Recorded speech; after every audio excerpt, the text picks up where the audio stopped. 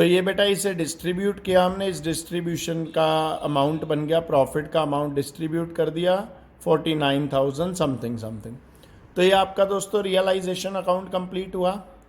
अब बात आती है पार्टनर लोन अकाउंट की। जरा पार्टनर लोन अकाउंट पे चले तो हमें बैलेंस शीट में गिवन था लाइबिलिटी साइड में पार्टनर का लोन था दोस्तों 20,000 रुपीज़ था दोस्तों पार्टनर का लोन। कुछ नहीं करना, क्वेश्चन में कुछ कहे या ना कहे सीधा इस लोन की पेमेंट कर दो, 20,000 के लोन की पेमेंट कर दो। पेमेंट करोगे तो एंट्री क्या बनाओगे दोस्तों, पार्टनर लोन का क्रेडिट बैलेंस है, डेबिट किया, entry will become partners loan account debit to bank account. Clear है, ये हमारे दो अकाउंट कंप्लीट। अब बारी आती है बेटा हमारे पार्टनर्स कैपिटल अकाउंट की। अब आप लोगों को तो मालूम ही है कैपिटल अकाउंट की शुरुआत कहाँ से करते हैं, बैलेंसेस से। सो बाय बैलेंस ब्रोट डाउन, बेटा एक्स की कैपिटल का बैलेंस था 75, वाई की कैपिटल का बैलेंस था 85 और जेड का आपने देखा हो एसेट्स में गिवन है, दैट मीन्स डेबिट बैलेंस है। तो to balance brought down 20,000।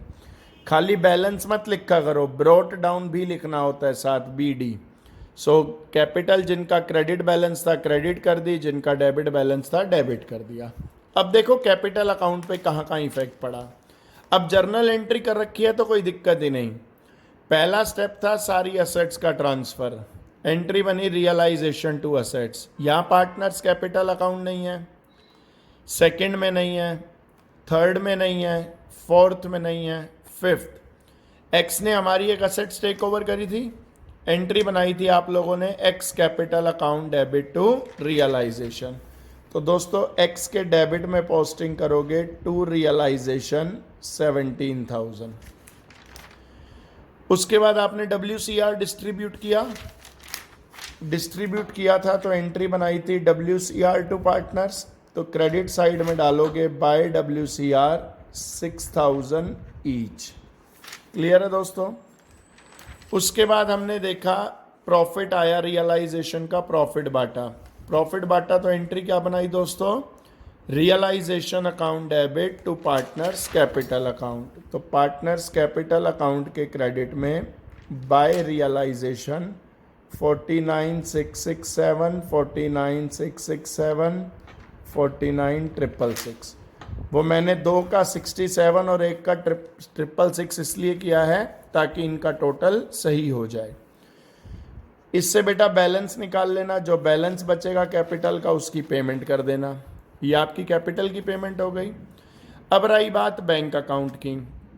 Bank account को देखो, शुरुआत करोगे सबसे पहले बैंक के बैलेंस से। बैलेंस शीट में आपको गिवन था बैंक का बैलेंस 32,000 रुपीज़। क्लियर है। उसके बाद देखो कहाँ कहाँ से पैसे आए, जर्नल कर रखी है तो सब कुछ वहीं से पता चल जाएगा, नहीं तो बड़ा सीधा सा तरीका है, एसेट्स बेच के पैसे आते हैं। आपने एसेट्स बेची 347 आया, एंट्री बनाई थी bank account debit to realisation.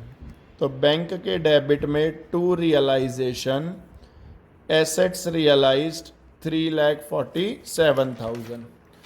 अब गए कहाँ कहाँ पैसे, जब आपने पेमेंट करी। पेमेंट देखो ये तीन जगह कर रखी है, क्रेडिटर की एक बारी अलॉन्ग विद BP, फिर जीज लोन, फिर वर्कमैन कंपनसेशन, सारी पेमेंट करी। पेमेंट कर रहे हो तो एंट्री क्या बन रही है दोस्तों, कोई भी पेमेंट करोगे पार्टनर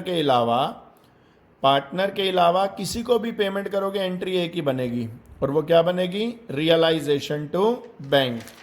तो बैंक के क्रेडिट में लिखा बाय रियलाइजेशन 36,000 एक था, बाय रियलाइजेशन 18,000 एक थे जीज लोन के, बाय रियलाइजेशन 15,000 एक थे वर्कमैन कंपनसेशन क्लेम के। ये तीनों पेमेंट हो गई रियलाइजेशन से। फिर आपने वाई का लोन अकाउंट बनाया, वाई को पेमेंट करी तो एंट्री बनाई थी वाइज लोन टू बैंक। तो बाय वाइज लोन करके आ जाएगा 20,000।